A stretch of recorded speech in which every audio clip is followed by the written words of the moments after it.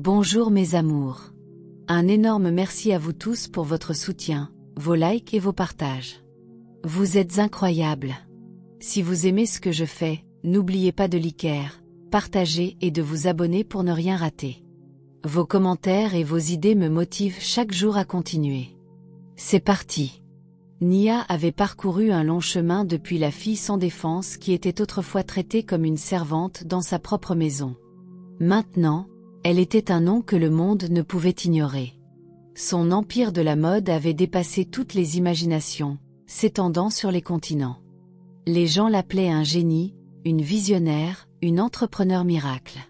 Mais peu importe à quelle hauteur elle s'élevait, il y avait toujours des murmures, des ombres du passé qui refusaient de s'estomper. Certains se moquaient encore d'elle. Ils l'appelaient la fille aux mains estropiées, comme si les cicatrices sur sa peau la rendaient moins puissante. Derrière les portes closes, ils ricanaient, disant qu'elle avait juste de la chance, que quelqu'un comme elle ne pourrait jamais vraiment appartenir à l'élite. Nia avait tout entendu. Et pendant longtemps, elle l'avait ignoré, choisissant de se concentrer sur son succès. Mais au fond d'elle, un feu brûlait, un feu qui refusait de s'éteindre. Elle n'avait pas honte de son passé. Elle n'avait pas peur de ses cicatrices et elle en avait assez de laisser les gens la définir. Alors, elle a décidé de passer à l'action. Une action qui secouerait le monde entier. Elle organiserait le plus grand événement de mode que l'Afrique ait jamais vu. Une nuit qui réunirait les personnes les plus puissantes de l'industrie sous un même toit. Et parmi les invités, les filles de Zalikika, les mêmes filles qui avaient ri de sa douleur, qu'il avait autrefois traitée de sans valeur. Ce n'était pas juste un événement. C'était son moment. La nuit où elle leur montrerait à tous qui elle était devenue. Le monde avait déjà vu Nia s'élever, mais maintenant, elle allait les forcer à s'arrêter et à regarder. Elle en avait assez de laisser les gens murmurer à son sujet. Assez de les laisser remettre en question comment elle en était arrivée là. Il était temps de leur rappeler exactement qui elle était. Alors, elle fit l'annonce, le Gala des Mains d'Or. Le plus grand événement de mode que l'Afrique ait jamais vu. Ce n'était pas juste une autre soirée glamour. C'était l'histoire en marche. Tous les grands designers, tous les puissants magnats des affaires, tous les influenceurs qui comptaient. Ils étaient tous invités. Les médias explosèrent d'excitation. Les journalistes écrivaient titre après titre sur l'événement que personne ne voulait manquer. Les billets devinrent l'invitation la plus recherchée dans le monde de la mode. Tout le monde voulait y être, y compris les filles de Zelika. Autrefois, elles avaient tout, beauté, richesse, pouvoir. Elles avaient traversé la ville à tête haute, se croyant intouchables. Mais les choses avaient changé. Leur entreprise autrefois florissante s'effondrait, et leur nom n'avait plus le même poids. Les investisseurs se retiraient. Leur influence s'estompait. Et maintenant, le Gala des Mains d'Or était leur chance. Si elles pouvaient impressionner les bonnes personnes, elles pourraient peut-être se sauver. Nia s'assura qu'elles reçoivent leurs invitations. Elle les voulait là. Elle voulait qu'elles franchissent ces grandes portes en croyant avoir une opportunité, en croyant qu'elles avaient encore le contrôle. Ce qu'elles ne savaient pas, c'est que cette nuit ne concernait pas seulement la mode. Il ne s'agissait pas d'affaires ou d'apparitions de célébrités. Cette nuit avait un but différent. Nia avait un plan. Un plan pour leur montrer à tous, à chaque personne qui avait jamais douté d'elle, s'était moquée d'elle ou avait essayé de la maintenir dans l'ombre, qu'elle n'était pas seulement réussie, elle était imparable. Et quand la nuit arriverait enfin, le monde regarderait. La nuit du Gala des Mains d'Or arriva, et elle fut tout simplement magique. Le lieu scintillait de lumière dorée. Le tapis rouge s'étendait comme un chemin vers la royauté, et l'air vibrait d'excitation. Les designers, célébrités et magnats des affaires les plus puissants du monde sortaient de leurs voitures de luxe, vêtus des robes et costumes les plus raffinés. Les appareils photos crépitaient, les journalistes se bousculaient pour des interviews, et les médias sociaux ne cessaient de parler du plus grand événement de mode de l'année. Au milieu de tout ce faste et ce glamour, deux silhouettes entrèrent, leur confiance forcée, leur sourire soigneusement pratiqué, les filles de Zaleka. Elles avaient été autrefois les reines intouchables de la haute société, riches, arrogantes et cruelles. Elles s'étaient moquées de Nia quand elle n'était rien. Elles avaient ri de sa douleur, l'avaient méprisée et l'avaient traitée comme si elle n'avait pas sa place.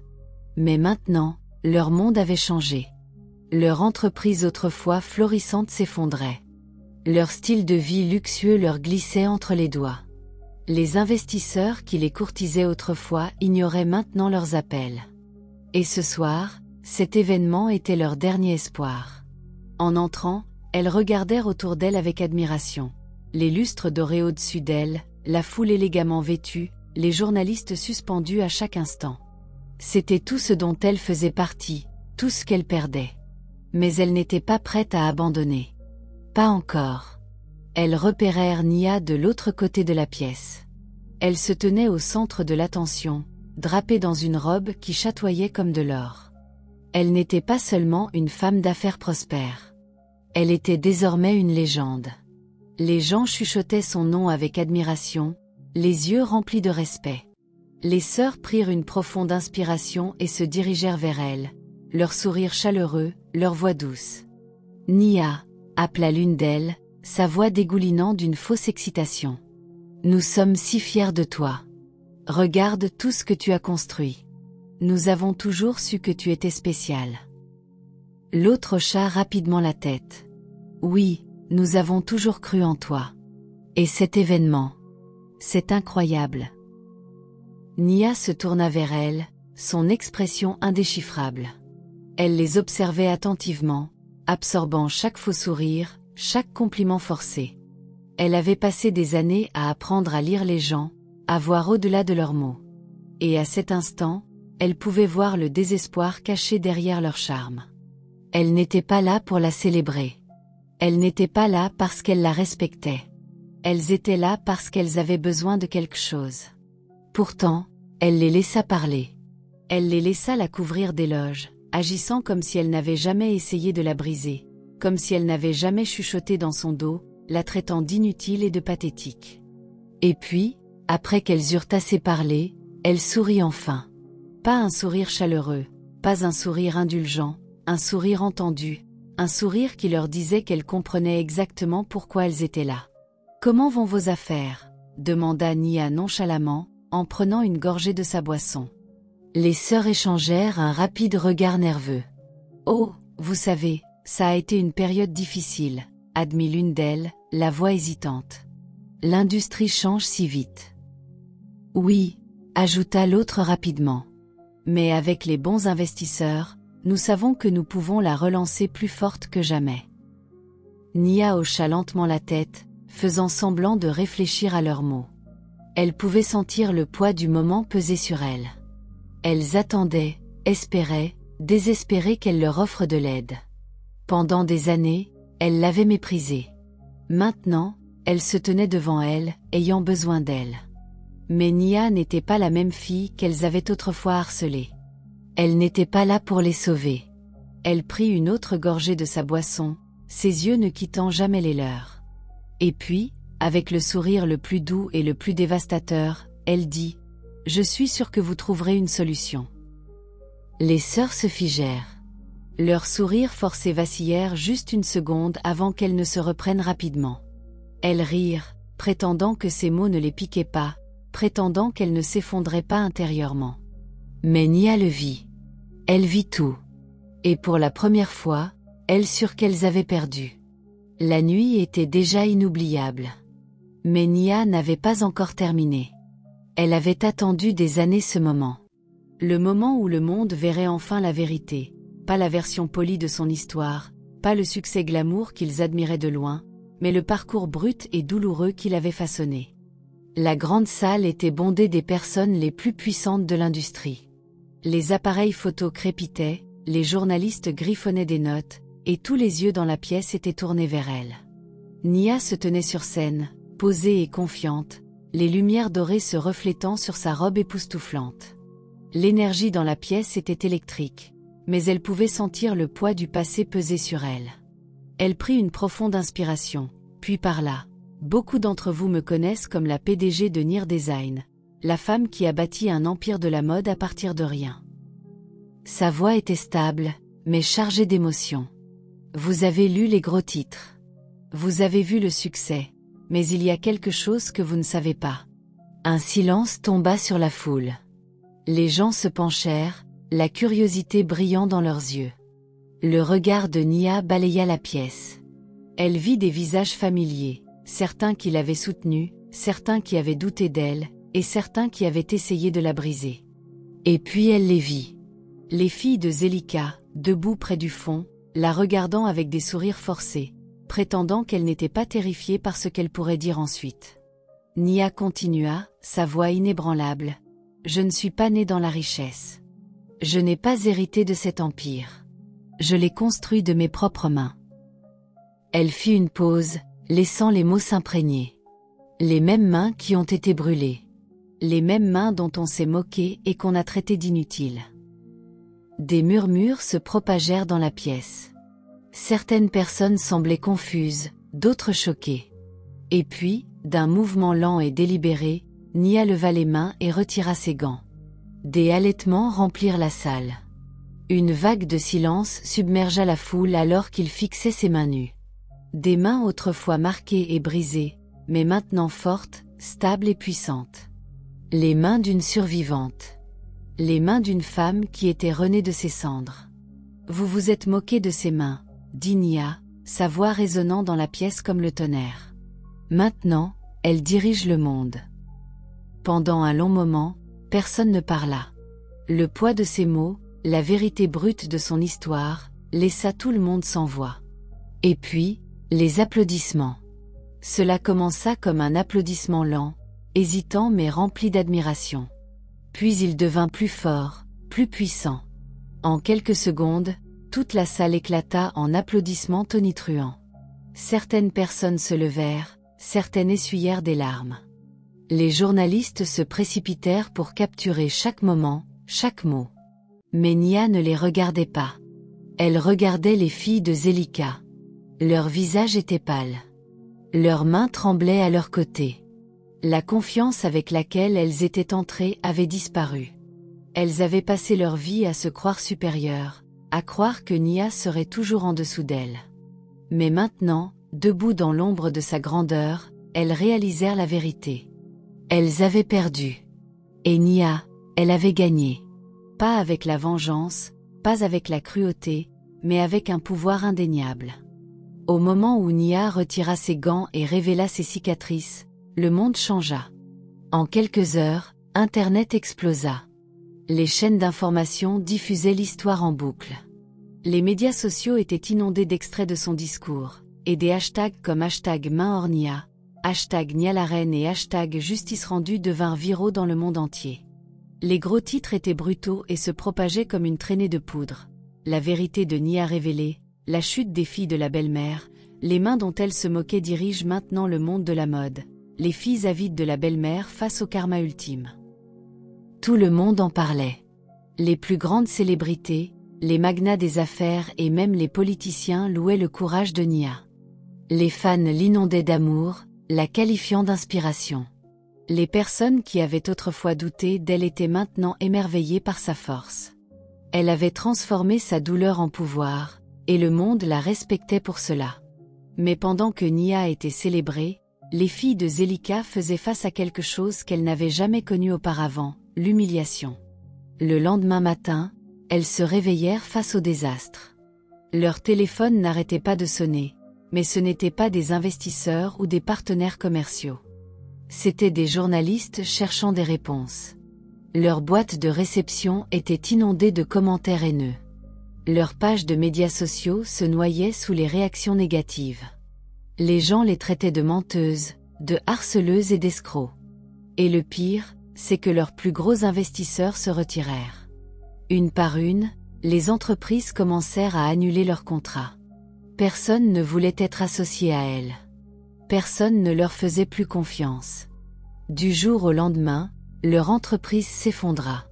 Leur empire, construit sur l'arrogance et la cupidité, s'écroula comme de la poussière. Dans l'après-midi, la nouvelle tomba qu'elles avaient officiellement déclaré faillite. Les sœurs, autrefois les mondaines les plus admirées, étaient maintenant une plaisanterie.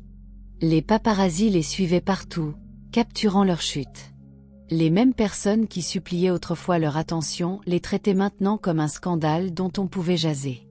Elles essayèrent de nier, essayèrent de prétendre qu'elles n'étaient pas affectées, mais le monde avait déjà décidé de leur sort. Et Nia, elle n'eut pas à lever le petit doigt. Le karma avait fait tout le travail pour elle. Zelika avait autrefois vécu dans le luxe. Elle avait des serviteurs à son service, de l'or à ses doigts, et une vie où elle n'avait jamais eu à s'inquiéter du lendemain. Mais cette vie avait disparu. Maintenant, elle marchait dans les rues, fatiguée et affamée. La soie fine qu'elle portait autrefois avait été remplacée par des vêtements bon marché et usés. Sa peau autrefois impeccable était rugueuse à cause du soleil, ses cheveux négligés, son visage creusé par l'épuisement. Elle se reconnaissait à peine. Au début, elle avait refusé de croire que cela arrivait. Elle se disait que c'était temporaire, que d'une manière ou d'une autre, les choses s'arrangeraient. Mais les jours se transformèrent en semaines, et le monde l'avait déjà oubliée. Elle n'avait pas d'argent, pas de maison, pas de pouvoir. Et ses filles, elles n'allaient pas mieux. Zelika leur avait toujours appris à être fière, à ne jamais mendier, à toujours garder la tête haute. Mais maintenant, elle les voyait lutter. Personne ne voulait travailler avec elle. Personne ne leur faisait confiance. Les portes qu'elle franchissait si facilement leur étaient maintenant claquées au nez. Pour la première fois de sa vie, Zelika ressentit quelque chose qu'elle n'avait jamais vraiment ressenti auparavant, le regret. Elle avait passé des années à courir après le pouvoir, enseignant à ses filles à faire de même. Elle avait détruit des vies, se croyant intouchable. Et à la fin, elle s'était détruite elle-même. Elle s'assit sur un banc, fixant ses mains tremblantes. Les mêmes mains qui avaient autrefois tout tenu n'avaient maintenant plus rien. Et puis une pensée lui vint.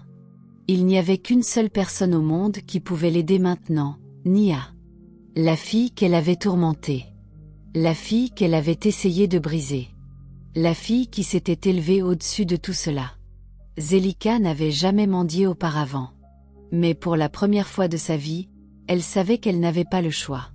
Ravalant sa fierté, elle se leva et commença à marcher. Le manoir se dressait, grand et brillant comme un palais. Les portes dorées s'étendaient largement, gardées par des hommes en costumes impeccables. C'était le genre d'endroit que Zelika avait autrefois rêvé de posséder, qu'elle croyait mériter. Mais maintenant, elle se tenait dehors, tremblante, brisée et n'ayant plus rien. Ses pieds lui faisaient mal à force de marcher. Ses vêtements étaient froissés et tachés, bien loin des robes élégantes qu'elle portait autrefois. Ses ongles autrefois parfaits étaient ébréchés, ses doigts tremblants de faim et d'épuisement. Elle pouvait à peine se tenir debout. Les gardes à la porte la regardèrent avec confusion, puis dégoût. Ils la reconnurent. Tout le monde la reconnaissait. Elle n'était plus la femme redoutée et puissante qu'elle était autrefois. Elle était une plaisanterie. Une reine déchue sans nulle part où aller. « Je dois la voir, » murmura Zelika, la voix sèche et faible. « Je dois voir Nia. » L'un des gardes haussa un sourcil. « Madame, Nia ne reçoit pas de visiteurs inattendus. » Le cœur de Zelika battait la chamade. Elle savait que ce ne serait pas facile, mais elle n'avait pas le choix. « S'il vous plaît, » dit-elle plus fort cette fois. « Dites-lui. Dites-lui que c'est Zelika. » Les gardes échangèrent des regards. L'un d'eux prit un téléphone, parlant à voix basse. Quelques instants plus tard, il hocha la tête et se tourna vers elle. Elle dit que vous pouvez entrer.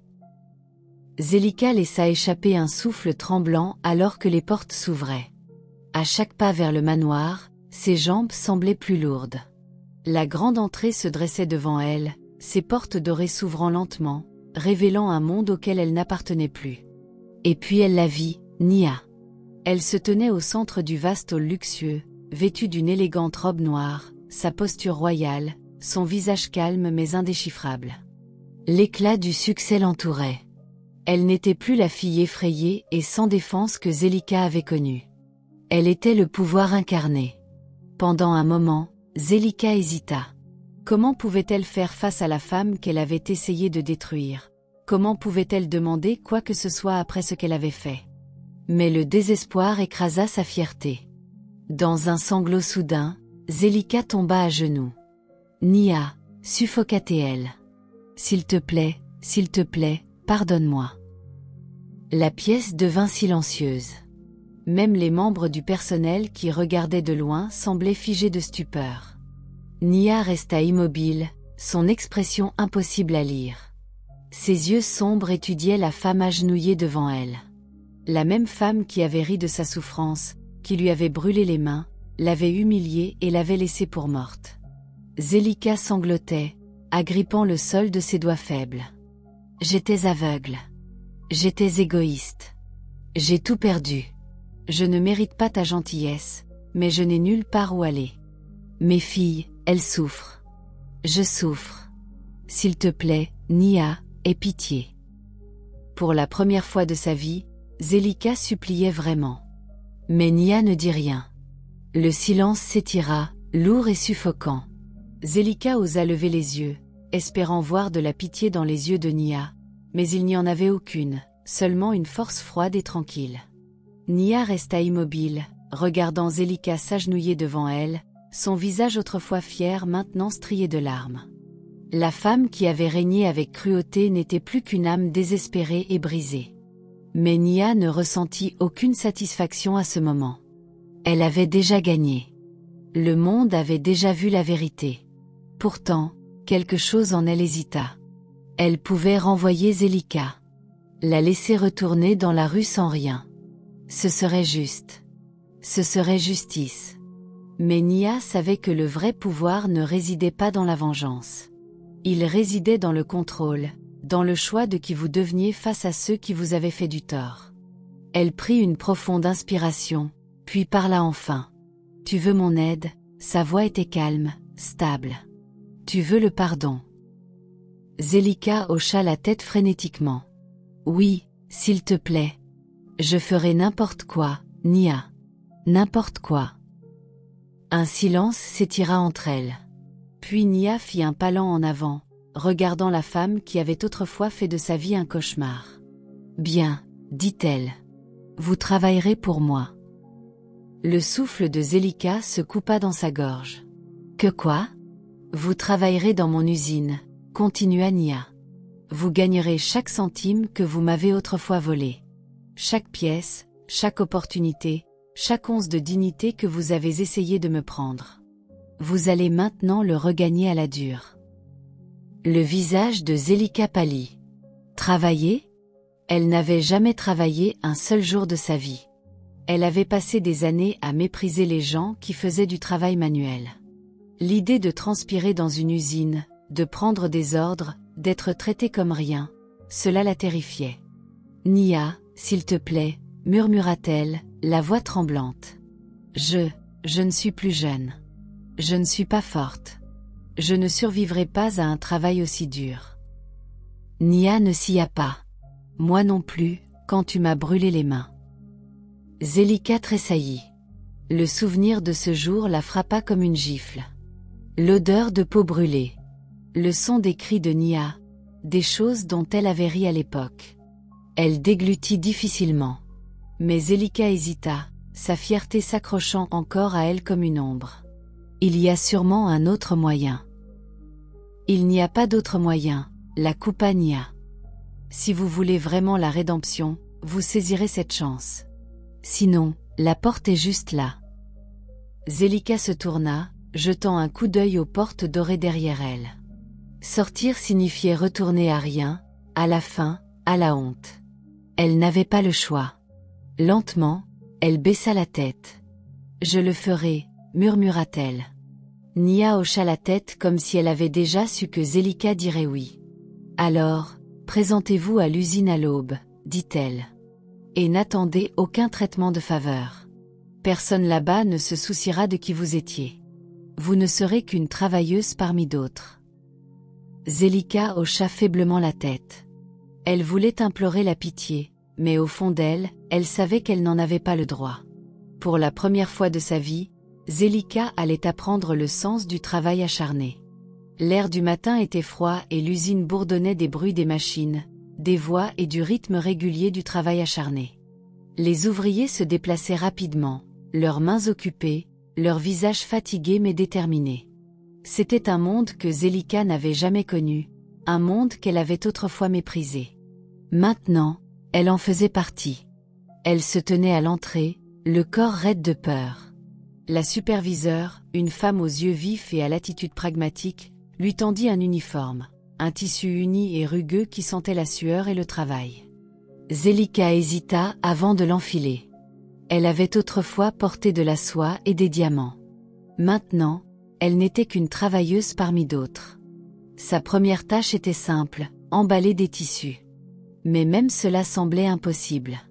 Ses mains, autrefois utilisées uniquement pour le luxe, tremblaient maintenant alors qu'elle essayait de plier et d'emballer le matériau délicat. Elle était lente, maladroite. D'autres travailleurs soupiraient, levant les yeux au ciel, marmonnant à propos de la vieille femme qui n'avait pas sa place ici. À midi, son dos lui faisait mal. Ses doigts étaient engourdis et la sueur coulait de son front. La chaleur à l'intérieur de l'usine était insupportable. Elle regardait les jeunes travailleurs se déplacer rapidement, leurs mains habiles, leurs corps habitués au labeur. Elle s'était autrefois moquée de gens comme eux. Maintenant, elle les enviait. Le deuxième jour, le travail devint plus dur. Elle fut affectée au transport de rouleaux de tissu, plus lourds qu'elle ne l'avait prévu. Ses bras tremblaient et après seulement quelques pas, elle en laissa tomber un. Le bruit sourd résonna dans l'usine, suivi de rires. « Elle ne peut même pas le soulever », murmura quelqu'un. Le visage de Zelika brûlait de honte, mais personne ne l'aida. Personne ne se souciait de qui elle était autrefois. À la fin de la première semaine, elle pouvait à peine tenir debout. Ses pieds étaient enflés. Son corps criait de douleur. Elle voulait abandonner. Elle voulait s'enfuir. Mais où irait-elle? Pour la première fois, elle comprit vraiment ce qu'elle avait fait à Nia. Elle avait autrefois forcé Nia à travailler sans relâche, l'avait traitée comme si elle n'était rien, lui avait fait sentir faible et indésirable. Maintenant, elle ressentait chaque parcelle de cette douleur. La prise de conscience la frappa profondément. Les jours se transformèrent en semaines. Lentement, quelque chose en elle commença à changer. Elle cessa de se plaindre. Elle cessa d'attendre de la gentillesse. Au lieu de cela, elle observa. Elle écouta. Elle vit les travailleurs rire malgré leur lutte. S'entraider quand personne ne regardait. Partager de la nourriture quand quelqu'un n'en avait pas. Elle vit la dignité dans le travail, quelque chose en quoi elle n'avait jamais cru auparavant. Elle commença à travailler plus dur. Au début, personne ne remarqua. Puis, petit à petit, ils le firent. Elle transportait le tissu sans le laisser tomber. Elle pliait les matériaux sans erreur. Son corps, autrefois faible, devint plus fort. Les murmures de moquerie s'estompèrent lentement. Un jour, pendant une pause déjeuner, une femme plus âgée lui tendit un morceau de pain. « Mange », dit-elle simplement. Zelika le fixa, choquée. Personne ne lui avait montré de gentillesse depuis longtemps. Elle le prit avec des mains tremblantes. « Merci. » La femme sourit. Le travail acharné change les gens. Zelika ravala la boule dans sa gorge. Elle était en train de changer. Des semaines plus tard, Nia visita l'usine. Elle traversa les postes de travail, sa présence imposante. Elle vit Zelika penchée sur une pile de tissus, travaillant silencieusement, de la sueur sur le front, ses mouvements prudents et réguliers. Zelika ne la remarqua pas au début. Puis elle leva les yeux et se figea. Pendant un moment, elles se regardèrent simplement. Nia vit quelque chose qu'elle n'avait jamais attendu. Pas d'arrogance, pas d'amertume, de l'humilité. Zelika baissa le regard. « J'ai appris », dit-elle doucement. « J'ai été cruelle. J'étais aveugle. Je me suis détruite. » Elle fit une pause, la voix brisée. « Je n'attends pas le pardon, Nia, mais je te remercie de m'avoir fait voir. » Nia l'étudia longuement, puis hocha la tête. Elle avait gagné. Pas par la vengeance, par la sagesse. Nia se tenait sur la grande scène, regardant les milliers de personnes rassemblées devant elle. Les appareils photo crépitaient, les journalistes chuchotaient, et le monde regardait alors qu'elle prenait une profonde inspiration. Des années auparavant, elle n'était qu'une fille brisée, moquée et abandonnée. Maintenant, elle était une légende. Ses mains, autrefois brûlées et marquées, avaient bâti un empire.